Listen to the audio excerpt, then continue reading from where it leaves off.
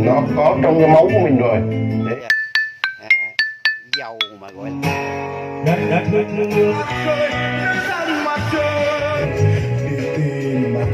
càng ngày càng phát triển, càng ngày càng nâng cao. Đã từ xưa là cái một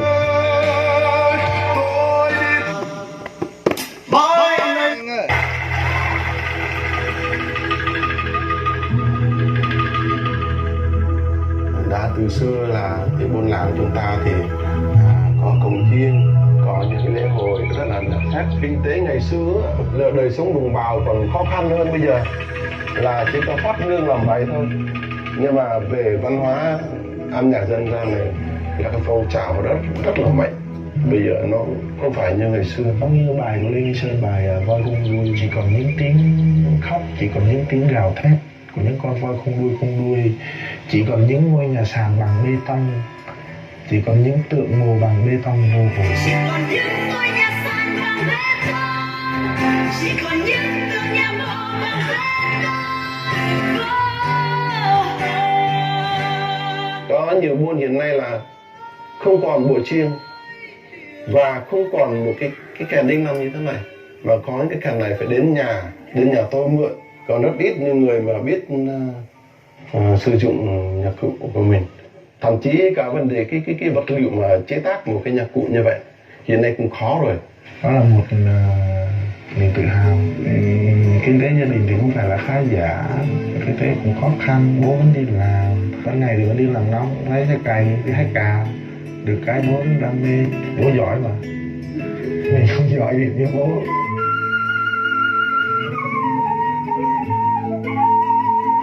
Nó có trong cái máu của mình rồi. Đấy, nó có trong cái tâm hồn của đồng bào, của dân tộc mình rồi. Không ai giữ của mình đâu. Tự gia đình mình, bản thân mình, dân tộc mình rồi giữ lấy. Mình cố gắng những gì mình biết mình truyền lại cho con các cháu. Theo ước mơ của chú sẽ có nhiều em biết sử dụng nhạc cụ dân tộc, không đánh mất những cái giai điệu của mình, những cái nhạc cụ của mình. Đó là di sản của người Tây, chặng đường cực kỳ dài và muốn gây dựng, muốn gìn giữ, đó là một quá trình. Em muốn dùng giọng hát của em để ước mơ của bố sẽ thành hiện thực, đó là giữ cái truyền thống âm nhạc Tây Nguyên càng ngày càng phát triển, càng ngày càng nâng cao hơn. Một mình lang trên đất này, cha ông từng ngày đi tìm mặt trời. Tôi như con chim lạc bay trên đồi cao, trong rừng sâu như dòng sông khao khát lời. Bài hát đôi mắt trời. Vâng, thưa Cục Di sản Văn hóa, danh mục di sản văn hóa phi vật thể quốc gia, cho tôi xin mượn cái dữ liệu này để tôi xin làm cái clip này để nói về cái sự sinh hoạt và cuộc sống của người đồng bào ED. Khang sử thi của người đồng bào ED ở Đắk Lắk. Sử thi ED, người dân tộc gọi là Khang, ra đời trong điều kiện xã hội loài người có những biến động lớn về cuộc di cư lịch sử, đặc biệt là những cuộc chiến tranh giữa các thị tộc, bộ lạc để giành đất sống ở vùng núi rừng Tây Nguyên. Sử thi của người ED tuy có sự khác biệt nhất định về nội dung từng tác phẩm, nhưng nhìn chung các tác phẩm và sử thi đều phản ảnh quan niệm về vũ trụ, thế giới, thần linh có 3 tầng rõ rệt: tầng trời, tầng đất và tầng dưới mặt đất.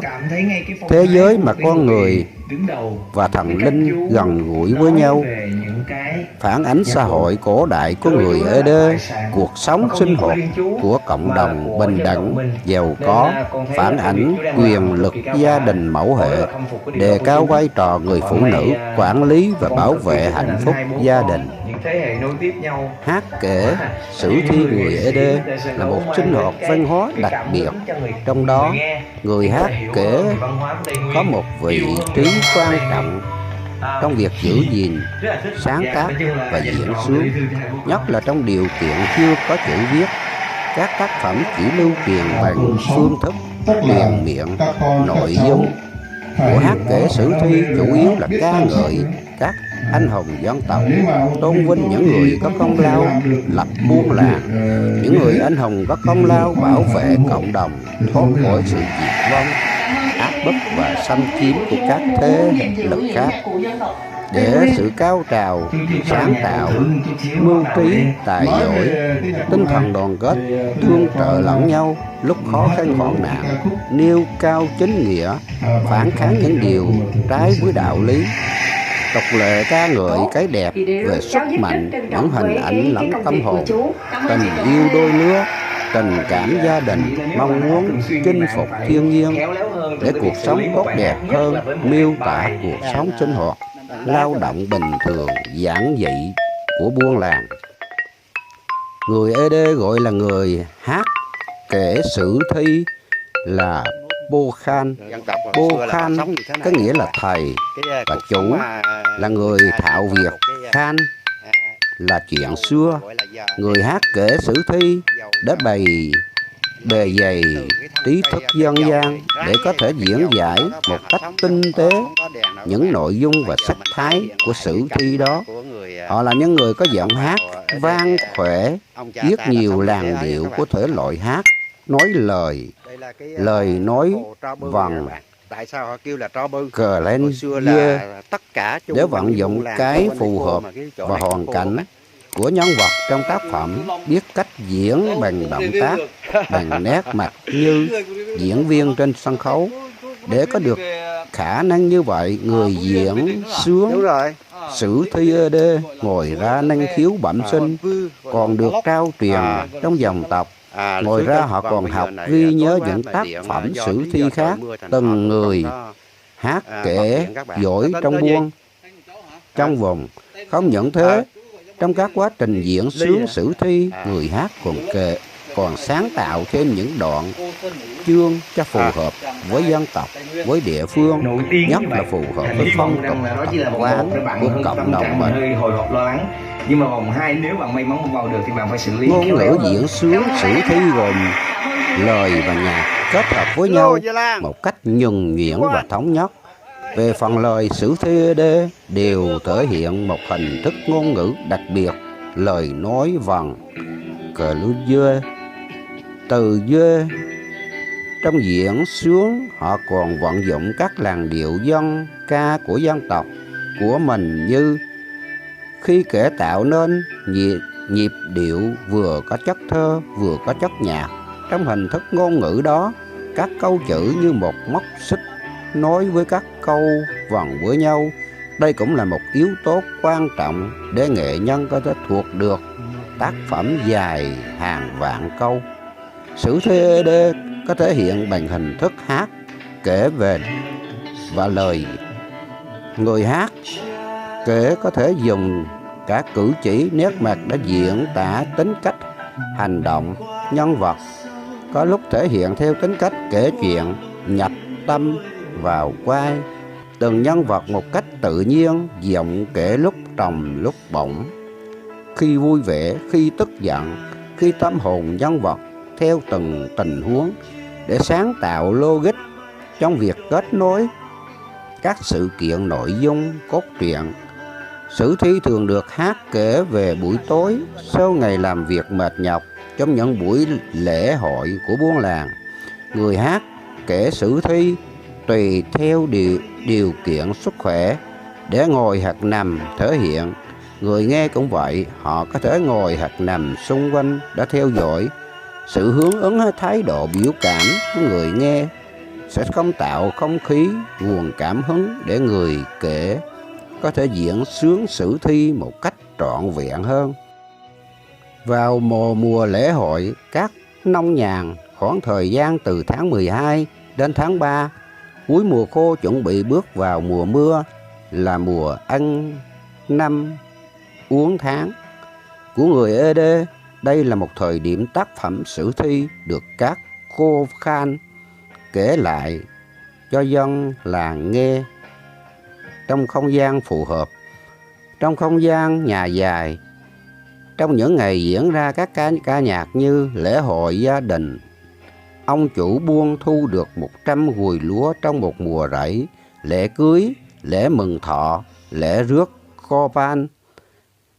Gia chủ mời bà con gần xa đến dự, người đến dự thường mang vài lon gạo, con gà, ché rượu, quả bí, mớ rau, gọi là quà mừng lễ. Nghi lễ được tổ chức ở gian khách ngôi nhà dài khoảng từ 9 giờ đến 5 giờ sáng. Khi nghi lễ cúng thần linh đã được cơ bản hoàn thành, gia chủ của người hát kể khang cho mọi người nghe ngay tại gian nhà. Bên bếp lửa, bên ché rượu cần, một hoặc nhiều ché tùy quy mô của cuộc lễ. Người hát kể ngồi ngay bên bếp lửa và bắt đầu kể chuyện.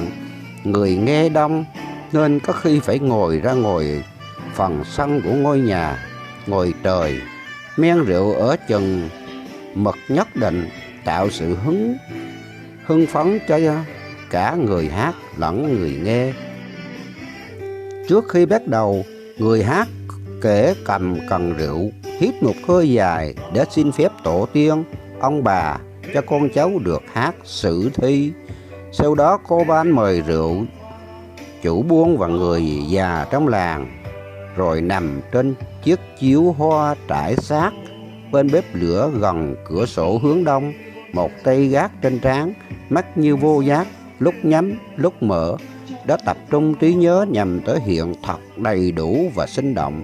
Người nghe thường ngồi theo thứ tự: đàn ông, người già, trung niên ngồi trên ghế khê ban, nam thanh niên trẻ nhỏ ngồi chung quanh người kể, đàn bà con gái ngồi ở phần cuối phía trong gian nhà.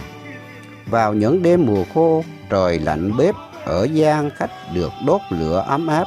Mọi người ngồi im lặng nghe tiếng kể khô khan trầm bổng vang các tác phẩm như Đam Sang, Dâm Di, Sinh Nhã. Người Ede các câu nói thể hiện lòng yêu thích nghe kể khang của mình. Buổi tối mọi người nghe kể khang như thế nào, buổi sáng vẫn thấy họ ngồi nghiêng như thế, vì lời khang của người kể hấp dẫn, càng kể càng thu hút người nghe. Lễ bỏ mã là một nghi lễ quan trọng của người Ede, thường được tổ chức vào khoảng tháng 3. Trước đây nghi lễ thường được tổ chức từ tháng 3 đến tháng 7, ngay tại khu nhà mồ của người quá cố, nằm trong khu nghĩa địa của buôn làng. Theo phong tục người Ede, sau khi chôn cất người quá cố được 3 năm, tang chủ tổ chức lễ bỏ mã cho người quá cố. Trước khi làm lễ bỏ mã, họ làm lại nhà mồ cho người quá cố, đồng thời chuẩn bị trâu bò, gà heo, lúa nếp, lúa gạo và hàng trăm ché rượu mời bà con gần xa về dự. Trong những ngày diễn ra lễ bỏ mã, người đến dự, gia đình tang chủ đều ăn ở tại khu nhà mồ. Buổi tối sau khi các nghi lễ cúng thần linh và người quá cố, các đội chiêng, đội múa vừa đánh chiêng vừa hát múa xung quanh nhà mồ theo chiều ngược kim đồng hồ. Về khuya, già trẻ gái trai buôn làng quá cố và các buôn làng gần xa trong vùng quay quanh đống lửa bên cạnh nhà mồ nghe kể chuyện khang. Số người nghe đông gấp nhiều lần khi kể khang tại nhà dài. Lễ bỏ mã được tổ chức bao nhiêu ngày, gia chủ mời người hát kể khang bấy nhiêu đêm tại khu nhà mồ. Vâng, thưa Cục Di sản Văn hóa, ngày 17 tháng 12 năm 20, Thanh Long cũng xin mượn cái dữ liệu này để ghi lại, tại vì bây giờ sách báo cũng ít có người đọc, thành là Thanh Long xin mượn làm cái dữ liệu này. Và tất cả các bạn yêu quý Thanh Long Vlog cũng xin đăng ký ủng hộ để Thanh Long Vlog có động lực tìm hiểu những dữ liệu hay, những thước phim hay để cho các bạn giải stress trong lúc buồn vui. Thanh Long xin cảm ơn.